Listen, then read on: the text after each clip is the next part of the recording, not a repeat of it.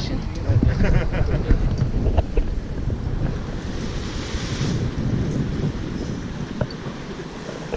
What would cause, I mean, if you look at it, there's been some sort of mass movement going on. What would cause the mass movement? Flow. They hit a turbulent environment like a surf sound. Remember, we're talking igneous here. So I don't think it, well, it's sort of a depositional environment, but it's not like energy of the environment. What about a volcano? Yeah, well, okay, let's get a better name for the, before we go any further, let's get a better name for the aggregate of rocks that we're seeing here. Yeah. Okay, a breccia is a good name. Okay. How did it get brecciated? Someone mentioned earthquake. It, in theory, could be tectonic, but there's probably a simpler explanation. Yeah, those two together. Yeah. I just got water and then heat yelled at me over here. Okay. What happens when you pump lots of heat into water? Steam. Just, yeah, it gets very energetic. Okay, yeah, gas has more volume, so yeah, so you get, well, what's essentially called a phreatic eruption, is that the right word? Yeah. Okay, so of course, not an eruption, you get a phreatic interaction would be a better way of describing it. And Phreatic.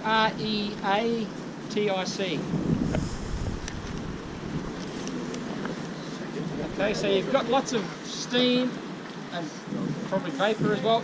Whether it was vapour or not depends on the pressure. Okay, but it's very energetic. And what would that do to the boundary between the two rocks? Where's the water coming from, by the way? Yeah, the sand. Now, I've noticed I said sand there and not sandstone. Unconsolidated. Okay? So it's probably, if this is a flow, then the sand is probably unconsolidated. It's not a sandstone yet, and it's probably got a crap load of water in it. Okay? Don't put that in your report. Use another adjective. Okay, so it's probably quite wet, and in contact with this magma. What temperature would the magma be?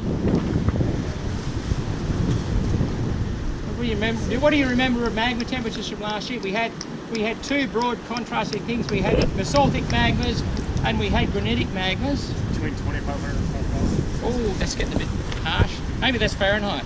There we go. Bloody Americans. Well, there's your problem. Yeah, basaltic magmas sort of probably average about 1,200-ish, and this is probably close. Latites are, remember, they're intermediate, but they're still fairly hot. Granitic magmas are down around the 800 mark, 800, 900. Sometimes they're a bit hotter, but very rarely. So this stuff's probably pretty hot. Heat and water don't mix very well, or they cause a lot of mixing. Okay, so you're putting a lot of energy into the environment here by pumping a lot of heat into it. Remember, we've got probably a fairly thick unit that's coming into contact with, try that again, with what is probably fairly wet sand. Notice just over there, it looks pretty much like our first site, back around the corner. Why is that relatively undisturbed and this is utter chaos here?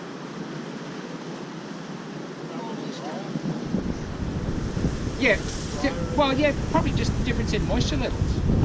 Someone said here, the word moisture held out. The sandstone itself, it says in your booklet there are some marine fossils that have been found in the sandstone here. If you look in the literature, it describes these things as probably near shore to lacustrine deposits. Lacustrine, what's a lacustrine deposit? I'm showing another one here.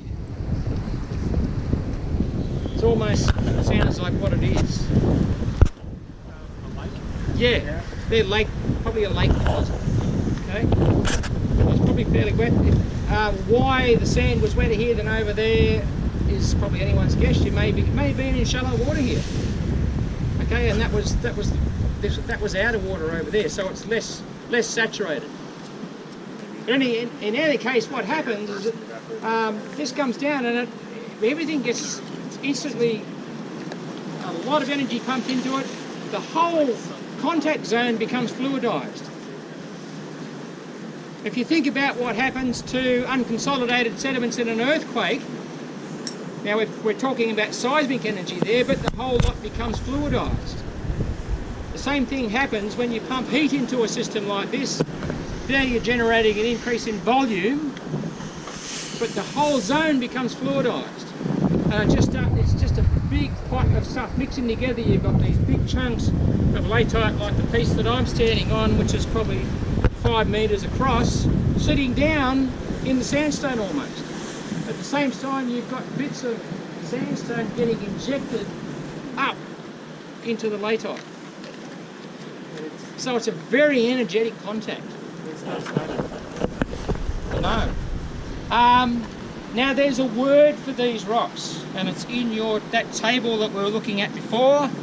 It's our very last distinguishing point between sills and flows, and if you look at the bottom of the flow option, it says base may be highly irregular and mixed, and the word pepperites is in there in brackets. So these things are called pepperites, and it's not pepper spelt like pepper in your pepper shaker. It's got a single P, not a double P in the middle.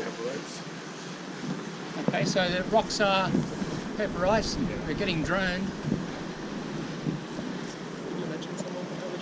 Isn't that Lisa? Is that Lisa?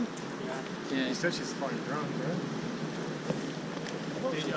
So the rock you're standing on here goes pepperite? Yes. Okay, so this breccia zone is what's called pepperites. Breccia zone is pepperites. Yeah, so you can include all that in one diagram if you draw that contact there, because you've got the pepperites. You don't actually see sandstone proper here. It's a bit further down. But you can draw this chaotic contact zone. So the contact is not just a single planar feature here, it's a zone between the undisturbed sand further down and the lava further up. Now there's another feature here, while I'm talking, that you can see in the rocks just above. I can see them in the rocks that I'm standing on. Sorry,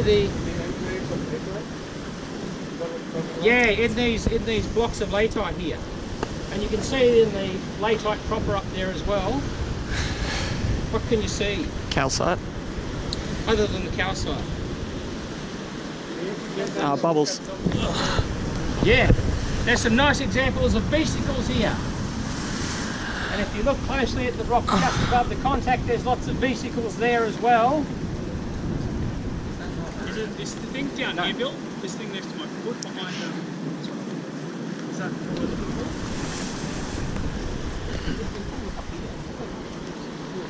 All over the surface. Okay. No, that's not